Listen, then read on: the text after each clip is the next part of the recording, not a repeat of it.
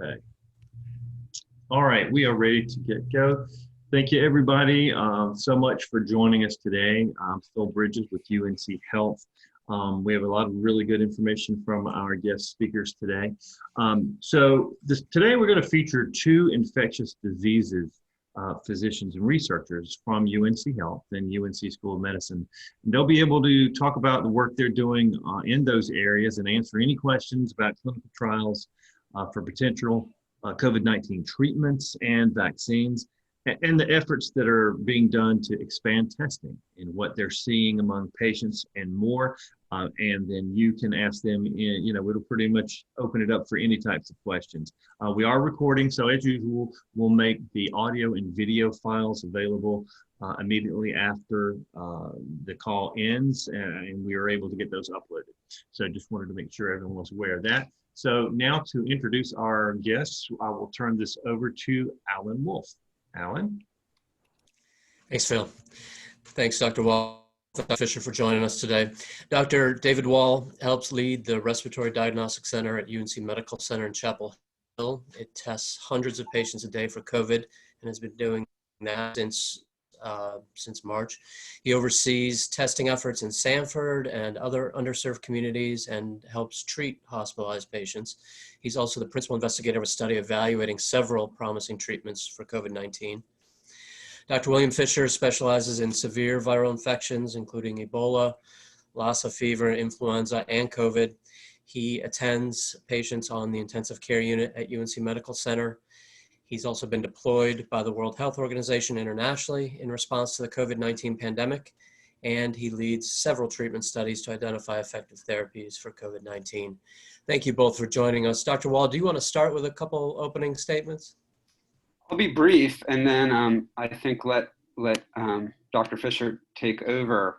And I think we've been really fortunate to be able to respond to this pandemic, not only with a forceful clinical response, but Billy and I feel strongly that you need a good clinical research response as well, whether we're talking about Ebola or influenza or COVID-19. And so it's a lot of work to get something like a research study started. We know how to intubate patients. We know how to give them IV medications for clinical care. Getting a study started up, you have to start from scratch. And we didn't know about this virus 7 months ago. So we've both been with a large team of people really, really focused on doing what we need to do, because we both recognize that the only way we're going to get out of this is if we can get an effective and safe vaccine and safe and effective treatment. We need both of those, as we'll talk about. So I'll let him talk a lot about the treatment studies we've got going on. And if there's interest, I could talk a little bit about some of the vaccine work that we talked about last time, but certainly could bring people up to date.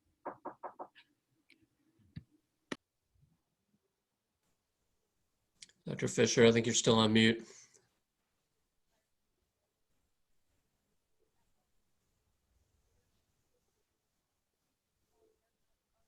How about now? Can you hear me? There you go. Wonderful. Great. Thanks, David, for the opportunity, and thanks, Alan, for the introduction. I'm actually a critical care physician, so a little bit different than David as an infectious disease physician. But my entire focus is, as you mentioned, on severe viral infections. And I think David's exactly right. We have been working really hard on two fronts. One is to increase the supportive care that's available to people who are infected. And then two is to really try to work hard to identify safe and effective both treatments to combine with supportive care to try to give people their best chance at survival, as well as introducing interventions like vaccines to prevent the transmission or prevent infections among susceptible individuals. Our hope is also that as we identify more effective treatments, we can then also prevent transmission to other people who are infected. So we have been lifting both fronts with an incredible team at UNC to provide safe and effective care to individuals. And we have a number of therapeutic trials that are ongoing, both in the inpatient space as well as in the outpatient space. And I think both are critical that we identify treatments for both in and outpatients. On the inpatient side, we have monoclonal antibody therapies that you may have heard a lot about. And there's a number of different companies that have produced these these monoclonal antibodies. These are antibodies. These companies have identified parts of the immune response that are highly effective at attaching to the virus and preventing the virus from binding to cells and causing further infection. And so we have been delivering those to patients in the hospital and studying whether or not they are effective and safe. Additionally, we also colleagues of ours have just launched a convalescent plasma trial, which is very exciting as well. And they are looking at the dose response to convalescent plasma, including comparing high dose plasma to standard dose plasma in terms of the antibody levels. And so we're excited to see if if convalescent plasma with higher levels of antibodies are more effective than what we typically find in convalescent plasma. On the outpatient side, we actually also have a very exciting clinical research ongoing, including both looking at monoclonal antibodies under the Active-2 platform. And this is a platform that's led by David, and I can let him describe it a little bit more, and as well as direct-acting oral antiviral treatments. And so we have a collection of different therapeutics. We're casting a wide net to try to identify which are the most promising, which are the safest. David, do you want to talk about Active-2? Yeah, I'll just say something real quick and then we'll open it up because I'm sure there's questions. So Active-2 is a study that is basically promoted by Operation Warp Speed, which I think most everyone here is familiar with, and then leveraging the infrastructure that exists for HIV clinical research, of which we are a large site that's part of a federally funded global network. Using that as a conduit for expertise and funding, we are launching and have launched just this last week a really unique platform to study different medications as they become available. I think most people are familiar with clinical studies being much like, soccer, team A versus team B. In many cases, it may be team A versus a placebo, right? So a head-to-head study. This is a little different in that a drug can come along right now and be studied, and we have a monoclonal that is exciting and that is very promising. But what if in 3 months another drug comes available? Well, do we have to repeat everything all over again and start a separate study, separate process, and compare that to a placebo, let's say, because there's no outpatient treatment right now. So instead of that, this allows for a drug B to be introduced and compared to the same placebo drug A is compared to. So taking advantage of the infrastructure, the platform that already exists, and no matter what drugs become available, and if a drug doesn't look very good or promising in this clinical trial, it gets removed.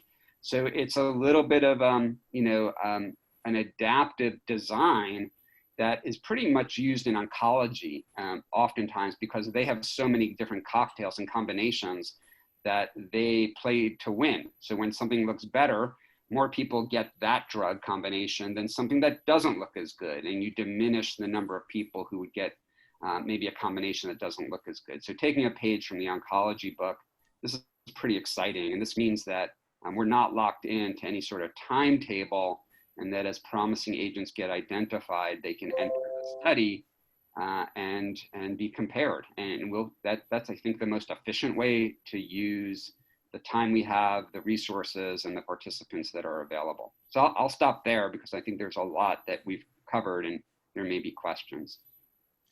Thank you both. We'd love to open it up to media questions. Just take yourself off mute and feel free to fire away.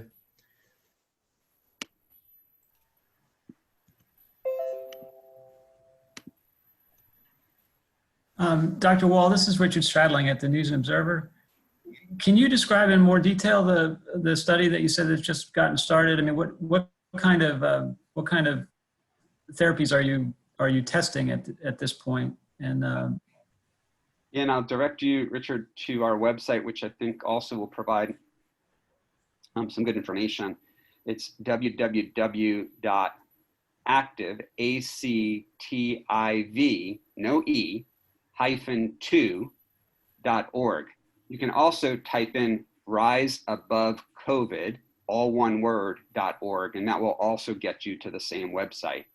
And it lays out some of the major features of the protocol, and there's even animated videos that can help explain things.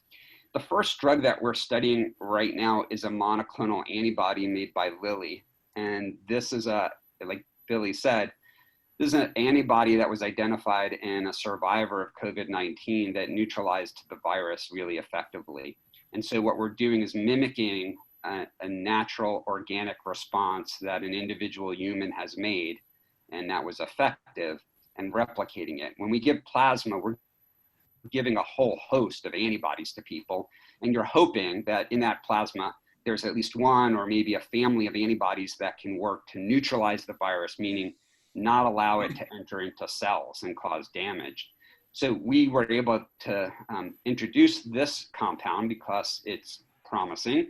There were already studies going on of the compound, including phase 1, that showed that it was safe.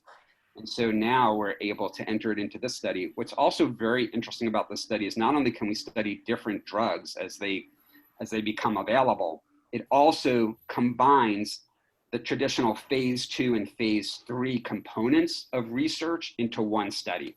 So when people enter the study right now, they're randomized to this monoclonal versus placebo, and it's double blinded.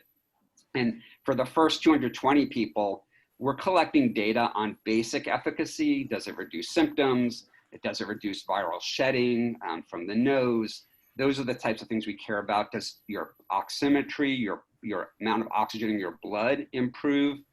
That's what we care about, as well as with safety. If that looks good after 220 people, we will graduate it to a larger phase 3 study in which 2,000 people in total would be enrolled. And that's looking for the ultimate goal, which is, does it prevent people from getting hospitalized or dying? And again, this is for people who are within the first week or so of their symptoms, first week after their diagnosis. So we want to be able to jump early on folks who are newly diagnosed with a therapeutic. The nice thing about this therapeutic is it's a one-time dose. So it doesn't have to be dosed repeatedly. It is intravenous. It's one small bag that gets infused, and then you're done, and it lasts for a long time. There are other monoclonals that look promising, but as Billy can tell you, there are non-monoclonal antivirals. So drugs that look really good that could be in pill form that would also be suitable for the active 2 trial. So we're agnostic whether it's a monoclonal or an antiviral or some other therapy. If it looks promising, then it would be introduced into this platform. Studies open nationwide. We have 6 sites that have just been activated. In the next 10 days, we'll have another 25 sites. Within the next 2 to 3 weeks, we're hoping to have over 100 sites. And this is going to be across the country. We're looking really to make sure that we have good diversity in this protocol, enrolling people who are at risk for developing severe disease, and also making sure we have good representation of those who are most impacted by the outbreak. And we're really taking that to heart. And a lot of our messaging and our recruitment is geared towards the Latinx population, African Americans, Native Americans, and others.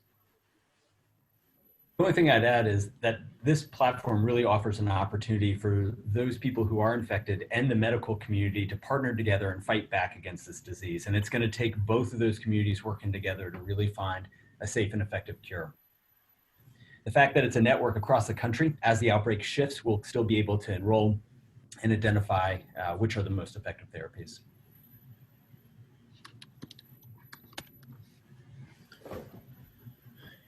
Any questions, additional questions from the media? Dr. Wall, this is Will Michaels at WUNC. Do we know anything more through these studies about immunity in regards to COVID-19, whether to what degree being infected once may protect you from being infected again? Yeah, we don't. And I think there's 2 parts of that. One is what happens after natural infection, right? So someone acquires SARS-CoV-2, they fight it off. How protected are they and for how long? I suspect there's not going to be a uniform answer to that. I think we all have different immune systems, just like we look different, our immune systems are different, and there may be different responses. And that may have to do with your genes, it may have to do with your age, other factors. The other is whether or not an antibody that we give to people will also provide lasting immunity. what we're trying to do with the monoclonals is not like a vaccine. Certainly with a vaccine, what we're trying to do is elicit your own natural response, much like a virus would, maybe even better than a virus would, so that you have lasting immunity. We really don't know. There's been some animal studies in monkeys that look pretty good, really good, but we are not monkeys. And so I think we really have to do these types of studies that we're doing right now so that in 6 months, 8 months, we can give you that answer. There are observational studies that are going on in a number of institutions across the country, including at UNC, that are trying to answer your question, understand the immune response over time, and whether or not, how long that portends protection against repeat infection.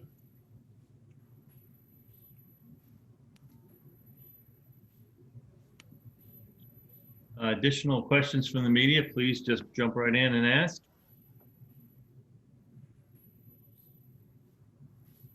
While we're waiting for, oh, go ahead, please, Will, go ahead. Sorry, I was just one more question out of curiosity. Has the recent outbreak of COVID cases at UNC interfered at all with the work that y'all have done, or are you all sort of removed from that? Yeah, it's interesting. It means less sleep. I don't know if it means less work. You know, again, we're really fortunate. We have people like Billy, who's been deployed all over the world to deal with outbreaks. And we have infectious disease experts who think about things on a global level. We have people at the School of Public Health that really think hard about how do you manage a crisis like this? So campus health does a great job at keeping campus healthy. They are not trained or in a position to respond to an emerging outbreak. So we've been able to work hand in glove with these folks. And so, you know, we have to wear more than one hat. So Billy, I, Amir Barzan, those of us who are working really hard on the clinical side and on the research side, you know, we're all in this together. There's no bright line that says, oh no, that's your problem. This is all of our problem. And this is really sincerely true. And this is what we like about and love about working here. So we came to Campus Health, we knocked on the door and said, do you need help? They're like, we do, let's work together. And we were able to stand up testing. We were able to come up with really good planning along with the Orange County Health Department and with the state, really just to get a response quickly so we could test people, we could message appropriately what kids should do. And really assure them that we got their interest at heart, and that if they want to get a test, they can get a test, they can get it immediately, and we get the results back to them. And if they need a place to stay to be safe, we can arrange that too. So there was a lot that happened, but yeah, it's a zero-sum game of how many hours you're awake and how many hours you can do everything. So it does have an impact. Thank you. This is Richard Stradling again. I have a question that is slightly off topic, but the number of new reported cases fluctuates from day to day across the state, but the overall trend has been pretty steady over the last month, perhaps buoyed by the cases among university students. But the number of people hospitalized appears to have peaked in late July. And I'm wondering if you all know what explains the disparity between those two numbers, and would you expect an uptick in hospitalizations with the increase in student cases, or are these students able to stay out of the hospital because they're generally healthier? So maybe I'll start, and David, you jump in. So really important question. So I think there's two parts to that question. One is that we're seeing a pretty consistent rate of positivity among the community. And this for me is concerning because I think we know what leads to transmission, and we have to do those basic things well: masking, hand hygiene, physical distancing. If we do those things well, we can have an impact on decreasing transmission. So I think one is I think we have to continue to do those basic things well to decrease community transmission. Number two, though, is that I think over the past 2 months, we have seen a shift in the demographic of people who are testing positive. And that shift is towards a much younger demographic, younger individuals. And we know that age plays a major role in severity of illness. And so I think that's why we're seeing maybe a decrease in hospitalizations, but a continued steady state in positivity, in that we're seeing a younger group becoming infected, and those younger individuals tend not to require hospitalization. And that's great for them because they're not as sick. But the more that we have positive people interacting with others, the greater chance we have for community transmission. So I think, again, we have to do the basic things well, but I think that may explain the disparity between hospitalization numbers and rates of positivity. I agree.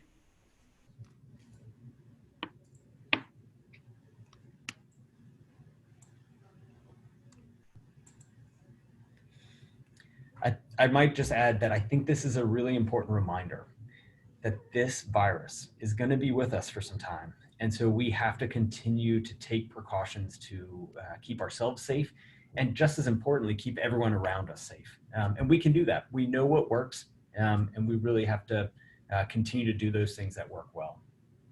At the same time, having clinical research infrastructures at UNC and Duke and other places is really important, because this is our opportunity to fight back, to find a treatment, to find a vaccine, so that we can overall we can continue to improve our response. Dr. Wall, Dr. Fisher, I've seen a lot of questions about timing, how quickly we can get a vaccine, how quickly we can get a treatment. It's sort of the $64,000 question. Any thoughts on how soon? Yeah, I think that even with an accelerated timetable, you need enough time in order to recruit sufficient numbers of people, follow them a sufficient number of time, and be able to look sufficiently for the outcomes of interest. So at the first level, we can see whether or not there are antibodies being produced by a vaccine that look substantial and that are what we need, both in quality and quantity, and that they are durable. So that's an important parameter, but that's not the only parameter. We don't know that just because you have antibodies that it's protective. So we need enough time to look for people to get infected if they're going to get infected. Remember, the vaccine studies are placebo controlled. Half the folks are not getting a vaccine, the other half is getting a vaccine. And we need to see if there are rates of infection that are different. That's why we're enrolling people who have some risk of infection. People like Dr. Fisher and myself, we have some risk of infection. We are perfect candidates for this study. Uber drivers, people who work in settings like correctional settings and nursing homes, their risk is not 90% chance they're going to get it, but it's something. And so it's greater than people who are able to stay home and protect themselves. So we want to enroll folks like that. So we might see some difference between the two, despite everything we're telling. We're telling them, be safe, use mask, hand wash. Just like we do HIV prevention studies, we tell people, be careful, here are condoms, here's messaging. But despite that, we know that there will be some infections, as we've seen. So, the long answer to that is, it takes months. The other thing we want to make sure of is that this is safe. And sometimes you just need to follow people for a little while longer than just a few weeks. So I think we should be careful about external timetables. I think we should let the science do what it needs to do it as rapidly as possible. We don't have the luxury of time. But this is a process that usually takes months, not weeks. And while timing is a really important question, and while we want it as fast as possible, I think David's exactly right. We have to let the science guide us. We have to make sure that we're making decisions based on evidence and not based on desire or hope. These studies have to be well controlled. Vaccines, therapeutics, they have to be effectively controlled studies, rigorously designed. And so while we want them yesterday, I think we have to do the right studies, and that will ultimately lead us to a safe and effective treatment and vaccine as quickly as possible. And I think messaging is key, because this is complicated stuff. And we know that when science is complicated, people sometimes throw up their hands in frustration. But we know about this. We know how to do this. We know what kind of studies show that a drug is effective or a drug is not effective. And I think, unfortunately, sometimes people who are not as well versed or who don't have the patience don't understand. And I think there is a lot of wishful thinking that when something in a 50-person study looks promising, that's definitive. That's not definitive. And we have examples in the past where we thought something was going to be very promising and very effective, And then when we did larger studies, we found out it wasn't, or even could be harmful. So I don't think that there's shortcuts here. I don't think that's what people in this country want. I think they want us to figure this out. They want us to do it quickly, but they want us to do it rigorously. They want to make sure that whatever we put out there is the truth. And science, has a process. And I think if we really shortchange that, we're asking for trouble. And then you're placing a bet. And that's different. And that's not what we want to do here. We don't want to just, like Billy said, hope that, this drug looks good because it looked good in a small study done in France or China. With that said, we have literally pivoted our clinical research infrastructure to really focus on this. And so while there are limited a number of hours of sleep, this is really our focus. We want to do this well and find an answer.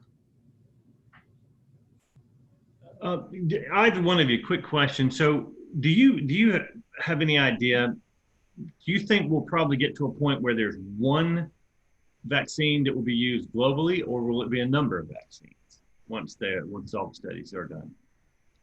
What's really interesting is that, and you can think this is a good thing or a bad thing, but right now the US government is placing bets on a number of different vaccines, like leaning all the way in and saying, this is a horse race. You know what? We need to win. We're going to bet on every single horse. And that's the strategy. And you could think, that might actually be smart. If you can print a lot of money, then maybe this is the way to do it. And so I do think that there may be more than one vaccine, and we may start off with one vaccine and then eventually find, well, here's another one that has some advantages. That's my hope. I'm hopeful that we get at least one. That's what we need. I'm keeping my fingers crossed. We don't know that we'll even get one. So it's not a sure thing. This is not a guarantee. But if we do get one, that's a really good indication we might get others. We're almost at the end of our time. It's 10:29. Any additional questions from the media? Please just step right in and ask. Phil, if I could answer your question, but in a different way, I also think that we need different forms of treatments. So, and for different patient populations. And so I think this is why we're also, in addition to betting on every horse in the vaccine race, we're also exploring many different options for therapeutics. And I think this is critical, certainly also to make sure that we can deliver really effective care and therapies, not only in Chapel Hill, but also in resource limited settings. And so we have to think this is a global problem, and we have to find global solutions. And that's why we're looking at multiple different candidates, both oral therapies, IV therapies for inpatients who are really critically ill, as well as outpatients who are ambulatory and able to go about their normal lives. And so I think this is a really important aspect to our work, not only identifying treatments and prevention strategies that can be delivered here, but really around the world. Great. Just one last call for any final questions from media. If not, we will go ahead and conclude our media briefing for today. Thank you all for joining us. As usual, we will make the audio and video files available to you as soon as we can get those uploaded onto a Dropbox file, and then we'll put those on YouTube as well. Thank you so much for joining us today, and that will conclude today's media briefing from UNC Health. Thank you. Thanks, everyone. Stay safe. Thanks, Alan. Thanks, everyone.